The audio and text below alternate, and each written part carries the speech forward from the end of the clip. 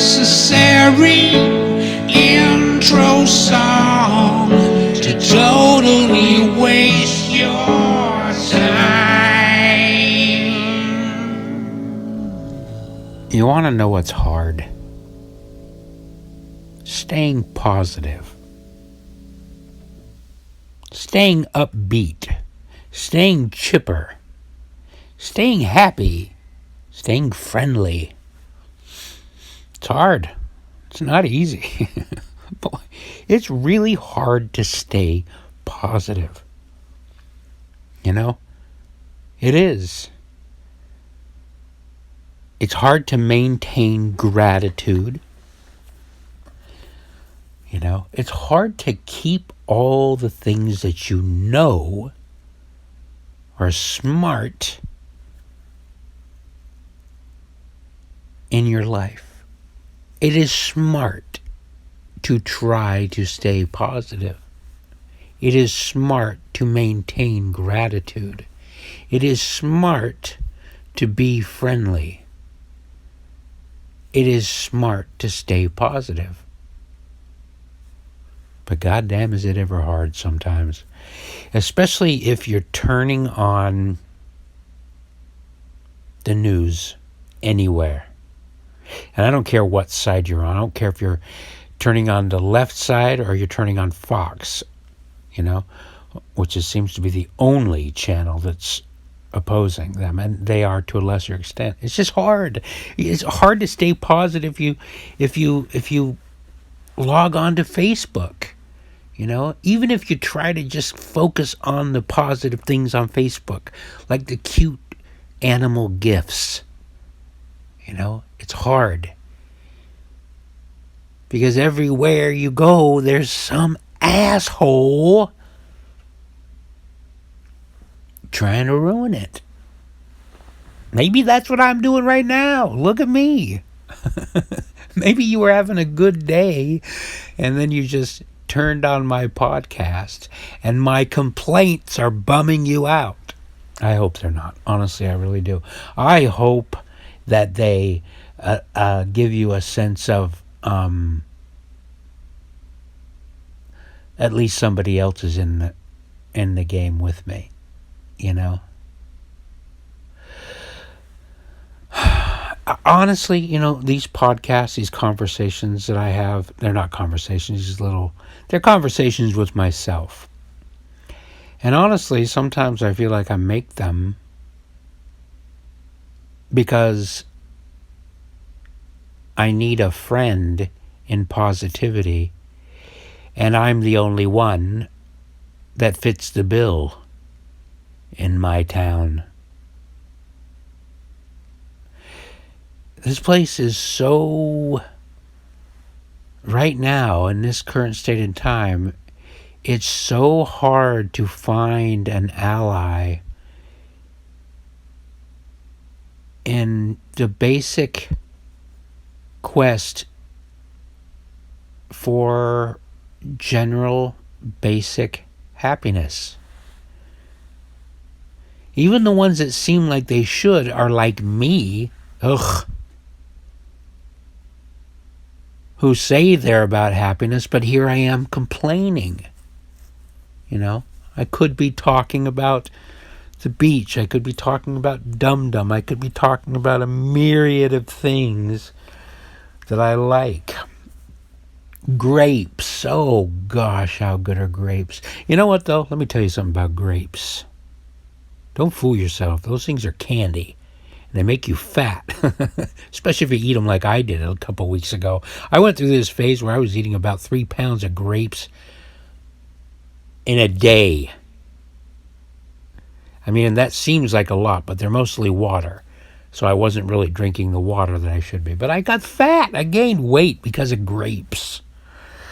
I got a lot of sugar, a lot of carbs in grapes. So look at that. Even when I'm talking about great grapes, how wonderful grapes are, I got to go and talk about how they made me fat. It's hard to stay positive. It really is. I think that human beings, a lot of us are just problem solvers by default, which means we identify problems. You got all these wonderful things that are going on. You can look at a big, beautiful painting or a big, beautiful building, and you'll focus on the one brick that's weird, or the crack in the pavement, or our eyes go to the problems, to the negative, and it's kind of a bummer. I've met people who aren't like that, who no matter what, they block out all negativity and they live in this kind of weird bubble of positivity, but it always seems phony to me, And not only that, but I usually witness those people crashing hard. I dated a woman like that, just always wanting to laugh and joke around and party and have a drink and be with friends. Never wanted to have a serious conversation about anything. But, if her iPhone gets stolen or something bad actually happens, it needs to be acknowledged. The world just comes crashing down for the entire 2 days, It's hard to stay positive. It is. And there's so much to be positive about, I think there really is. I can't believe that, well, here's a funny thing too. I like Donald Trump. I really do. The press hates him so much, and they lie about him so much, that I always have to go back to the source videos. Like for today, and this is a positive and a negative, so there's a yin and the yang always. Today, the media, by and large, talked about Trump leaving NATO because some leaders were gossiping about him and mocking him, caught on hot mics mocking him. Said he had a heated meeting with Macron and a not a fun meeting with Trudeau. So I went and watched the video of him and Macron. Not that heated. Hardly heated at all. I wouldn't call it heated at all. I watched the one with Trudeau. The only thing I noticed about the one with Trudeau is I just thought, how the fuck is Trudeau the president of anything? He seems like he should be managing an Old Navy store. Let's be honest. That's what he seems like he should be doing. If that. He should be like the assistant to the manager of an Old Navy store. Watching him next to Trump, you just think, oh my God. Suddenly, whatever you want to think about Trump, boy, does Trump seem like a genius sitting next to either Trudeau or Macron, for crying out loud. Both of them seem like juvenile kids. Suddenly, Trump seems like the older statesman. Weird. And yet the media reports it that Trump, as if Trump cares about being liked by Macron or Trudeau, as if he wants to be in their club. He's much older, much smarter, much richer, and he's supposed to be, they're trying to characterize Trump of having his feelings hurt by these two bozos. It's silly.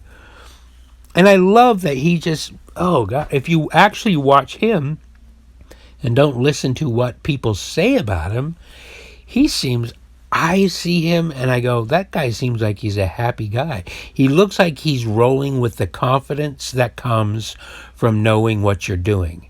Do you know what I mean? He has a bounce in his step. I mean, granted, it looks hard, but you know how most other presidents age terribly, like in their first 3 years? He seems like he's looking younger and more fresh-faced. His smile is better than it was before, I don't know. So, the double edge of that is, yay, go him. I'm happy he's in there, but also, how lonely it looks like being in there too when you have all these globalists that hate you, that can't stop working against you. I don't know. That's not what this post was supposed to be out. Well, I guess it is. It's just hard to stay positive. Like even making music. I make music every day. I write songs every day. I write them. I'm not sharing them because I'm a chicken shit. And I pour my little feelings into these songs. And it's one thing that these little podcast things are going out to a small audience of people. And I know that most of you are my family and my friends. And you're not a lot of people who hate me are going to be listening to these podcasts. You turn them right off, and hardly anybody's listening to them anyway. So I don't care if people don't really like them. Who cares? It's kind of like what I was saying about Trump. Who gives a shit? But for some reason, with tender little songs, when you're really talking about your feelings, if people don't like them, what it really is that art is so subjective, even when you're the one making it. I should talk about just me. Like, I can simultaneously in 1 second absolutely love something that I've made, and then the very next second, or simultaneously with the same, hate it and be filled with doubt about its quality. Like, it's weird how your ears can shift. I've noticed this too with other things like art. Like with art that I made, 1 minute you're looking at it and you're going, I'm a fucking genius. I just love this. This is great. But then somebody might not respond to it, or they might say something negative about it. And then all of a sudden you look at it with completely different eyes and you see everything that's wrong with it. And it's almost like it mutates in front of your face to become just a piece of shit, And that happens with any kind of art. It's really strange. It's, I don't talk to a lot of artists, but I imagine a lot of artists have that same conundrum. Maybe not, though. I think a lot of successful artists are missing a lot of the self-critique, or the self-doubt. I don't think their negativity comes flowing in. I think that a lot of people are blessed with a certain level of confidence. I used to say, I made up this funny little saying when people would ask me why I do I do. How do you do this? Why do you do that? Why did you excel at this or that? Not that I have really excelled at any of these things, but they'd ask me and I'd go, I was blessed with a gooful dose of delufidence. You can probably pick that apart, but it's basically, I was blessed/cursed with a gooful, good/awful dose of delufidence, delusion/confidence. And I think that's still kind of true. That's why I continue in the face of sometimes crippling self-doubt, about my own air quotes talents or abilities, and that's another thing, to bring it back to Trump, that kind of drives me nuts, is when people, that in a podcast recently I talked about a guy that said he was failing upwards, and at first I thought, well, that's stupid. That's a conflict in terms. That's a mental gymnastics. And then I realized that the person that coined that term probably meant it in a way that's a lot deeper than the idiot that was using it the wrong way. And that's exactly what we do.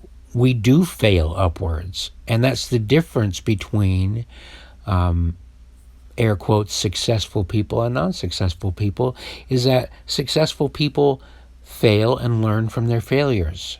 Their failures become their education. They don't see their failures as failures so much as they see them as a learning process. Where losers, kind of people like me, get gun shy too quickly. You put out a couple songs and people go, oh, I love these are great, lots of listens, lots of shares, and you put out another one and it's crickets, nobody gives a shit about it, and then I feel all self-conscious and weird and like a little sad little princess, you know what I mean? And so I get shy, and then even though I continue writing hundreds of songs and that are higher and higher quality, hopefully, some of them seem to be, I get gun shy about sharing them. And I make up all these different excuses of why not.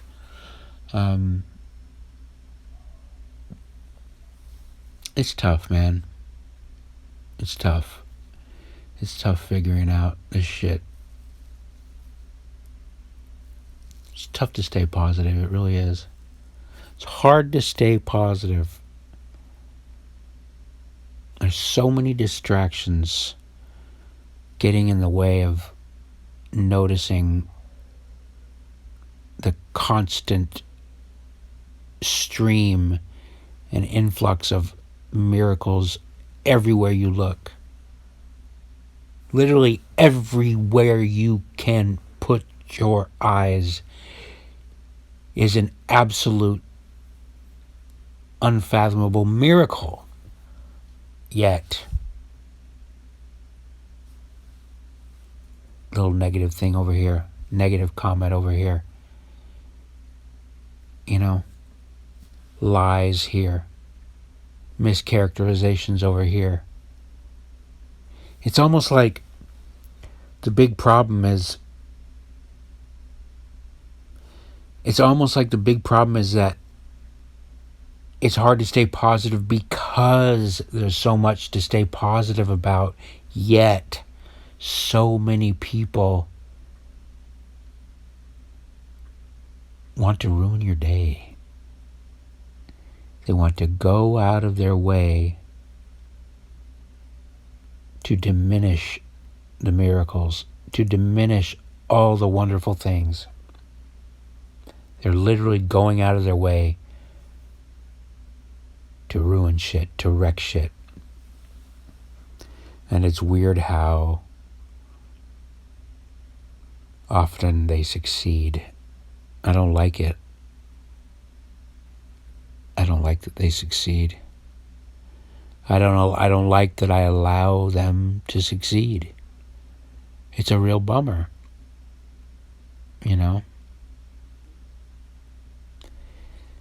Right now, the biggest cause you will see anywhere, in the media, anywhere, is environmentalism, climate change. And you know what the core of that is? You know what the core of that movement is? The core of that movement is to poke into your mind and say, your existence is bad. That's at the core of that philosophy. And it is, right now, ubiquitous and ever present wherever you go. They've got their logo on. It seems like it's a positive thing, right? It seems like, we're just trying to be green. We're trying to be this. But what I think psychologically, the psychological warfare behind it is that your existence is problematic. Your carbon footprint is too big. You are made out of carbon and you have feet. It almost seems like it's no mistake that they said your footprint. You are bad. Your existence is bad. It's a problem. It's an emergency. It's a crisis. It's hard to stay positive. It really is. But stay positive. Don't let me drag you down, goddammit. I swear, if I bum you out, you should just turn off my fucking podcast and never revisit it. And I mean that. Don't let me bring you down. My problems ain't your problems. I'm trying to stay positive, and I'm trying to lift people up. I'm trying to get them to focus on all the good things in the world, but it's goddamn motherfucking hard. Well, it's not that hard. I mean, it's not like digging a ditch hard. It's not like I'm out sweating, breaking my balls. Although, I literally just about broke my back about a week ago. literally hauling buckets of sewage out of the passageway between my house. So that wasn't fun. Anyway, let me try to wrap this up with something happy. There is way more to appreciate about being alive than not. There is. I just hate that I have to avoid people to stay positive. Sucks. Sucks. I need to figure out how to change my attitude about people or get around to better people. I think that's probably the thing. Anyway, thanks for listening.